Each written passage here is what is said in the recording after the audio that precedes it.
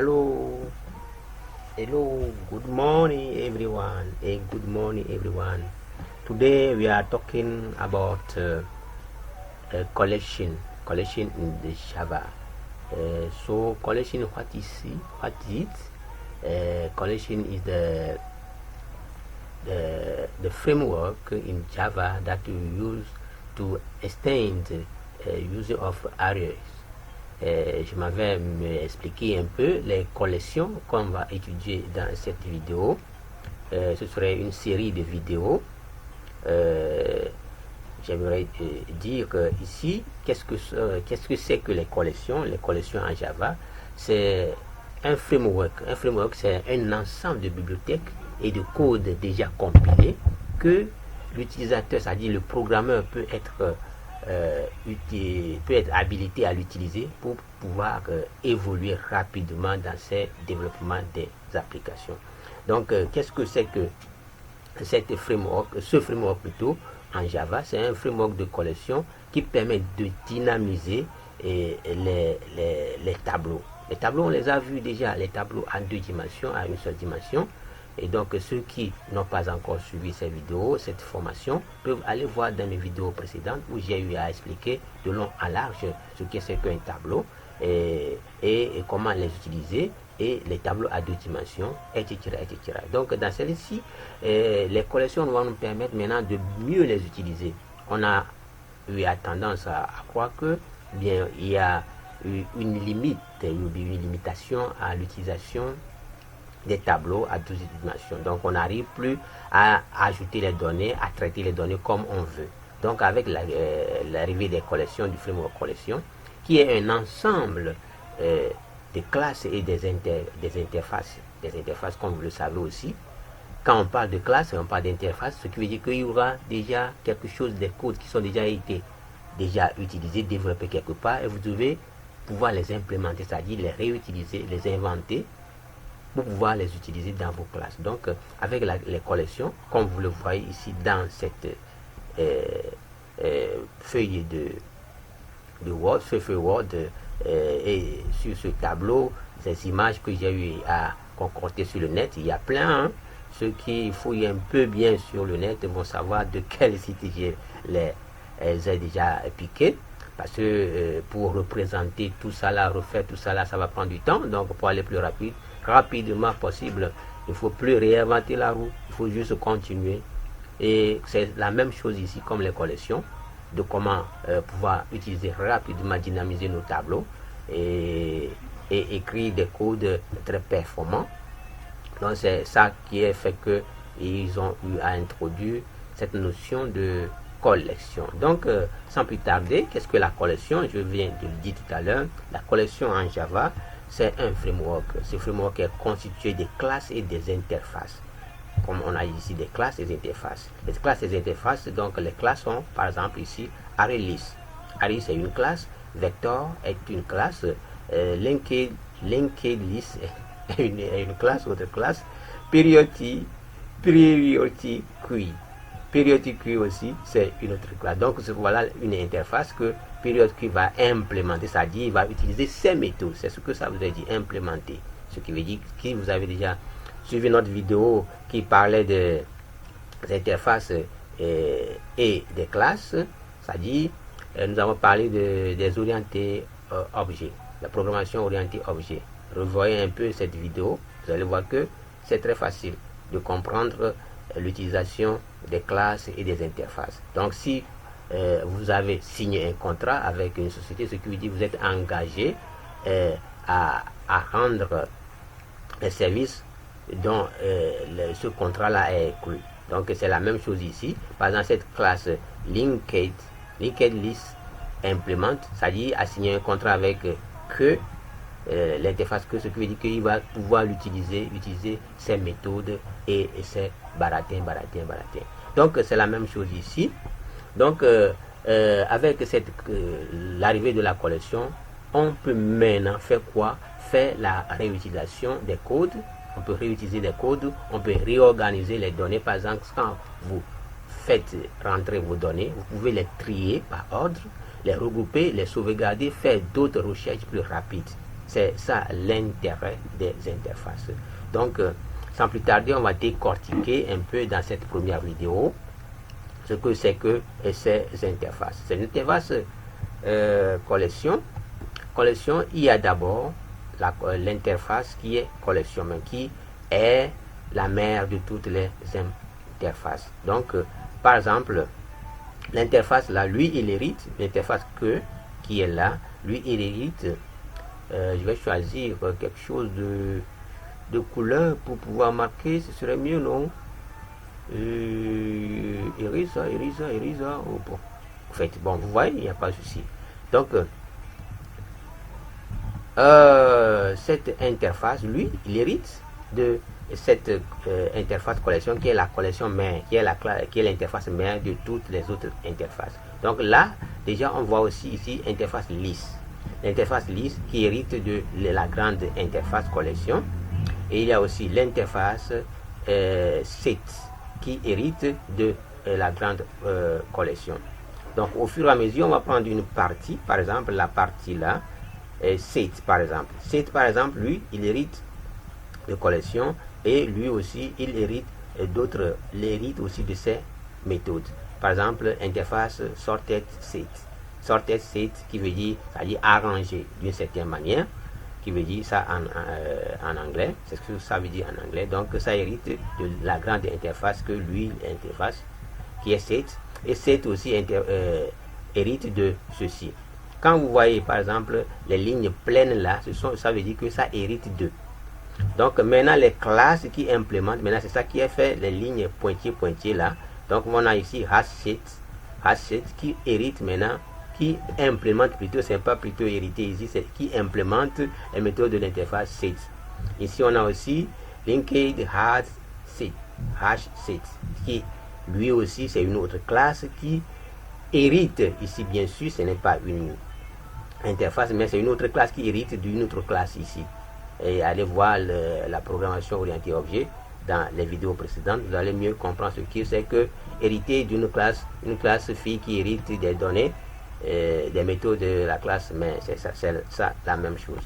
Donc là maintenant, quand nous descendons un peu en bas, nous voyons que la classe treeset qui hérite d'abord de l'implément de l'interface navigate set, et cette dernière aussi interface hérite de sorted set, donc etc. Ici on a la classe object qui hérite de array et de collection. Donc nous allons voir dans plus de détails tout ce que ça voudrait dire. Donc quand vous voyez maintenant, vous utilisez par exemple l'interface liste. Par exemple, vous voulez créer une liste, vous pouvez utiliser par exemple une classe, vous faites appel d'une classe array list, vous faites appel à une classe comme vector et appel à une classe comme linked list, et comme autre classe aussi comme priority queue et aussi est une autre classe qui peut être implémentée, qui peut implémenter les méthodes de la grande interface queue. Donc vous voyez que par exemple les deux interfaces, la liste et que utilisent la même classe. Donc quand vous utilisez maintenant linked list, lui, cette classe peut implémenter les méthodes soit de interface que ou soit de l'interface list. Voilà la grande différence. Donc on va descendre un peu et maintenant on tombe sur l'interface map. Map, qu'est-ce que ça veut dire? Et on va aller plus dans les détails, mais pour le moment je donne un bref aperçu, une bref explication qui veut dire que ce sont des valeurs clés, c'est-à-dire double, ils vont de pair. C'est-à-dire quand vous prenez une valeur, par exemple vous prenez une variable, vous devez avoir une référence qui le lie directement. Donc deux variables ne peuvent pas avoir les mêmes références. C'est ce que ça veut dire. Donc vous voyez que ça rend déjà dynamique nos tableaux, l'utilisation de nos tableaux. Donc par exemple, si nous prenons par exemple un dictionnaire, avec toute explication de chaque mot, il y a une référence. Et donc une référence pour l'explication d'un mot donné n'est pas la même chose pour une référence avec un autre mot donné. Donc deux variables, donc deux valeurs dans une interface de map ne peut pas avoir les mêmes valeurs, c'est-à-dire les mêmes racines, les mêmes identités. C'est ce que ça voudrait dire tout simplement. Donc, on continue notre exploration. On a interface qui est sorted map, qui hérite directement de la grande interface map. Et on a aussi ici l'interface navigate map, qui hérite aussi de la grande interface sorted map et lui aussi de la grande map. Donc maintenant on va voir les classes qui les implémentent, c'est-à-dire les classes qui utilisent.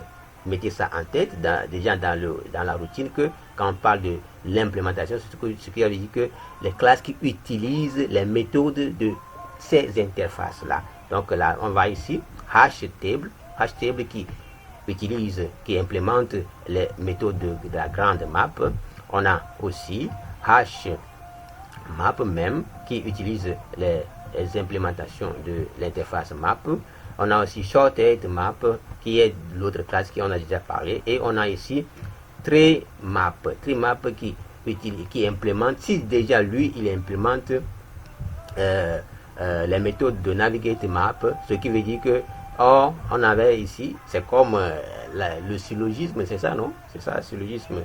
Si Socrate est un homme, donc ce qui veut dire que navigate map qui hérite déjà des méthodes de la sorte de sorted map et de map, donc ce qui veut dire que treemap peut aussi utiliser les méthodes de la grande map ici.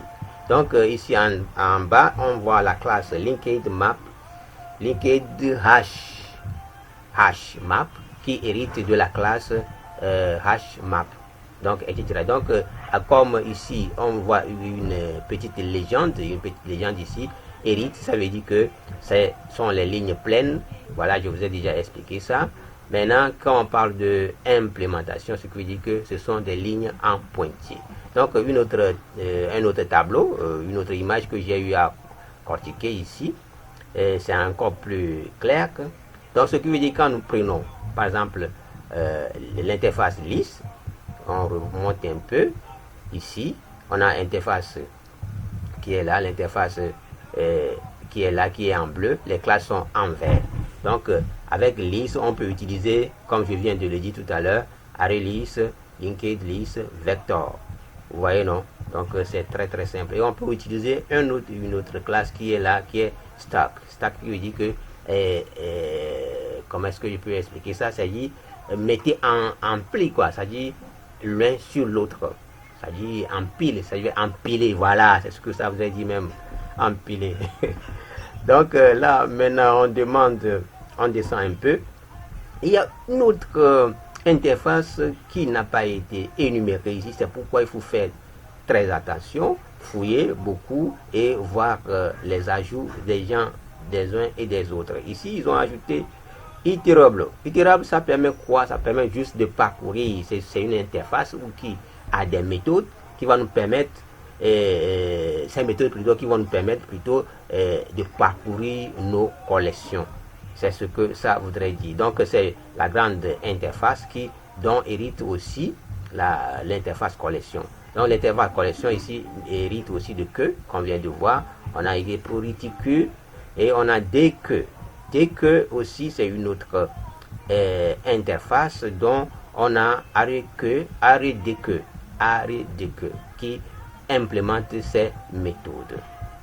Donc de l'autre côté, set, comme on vient de le voir, on a hashset, linked hashset, on a ici shorted qui est aussi une autre interface qui hérite de treeset.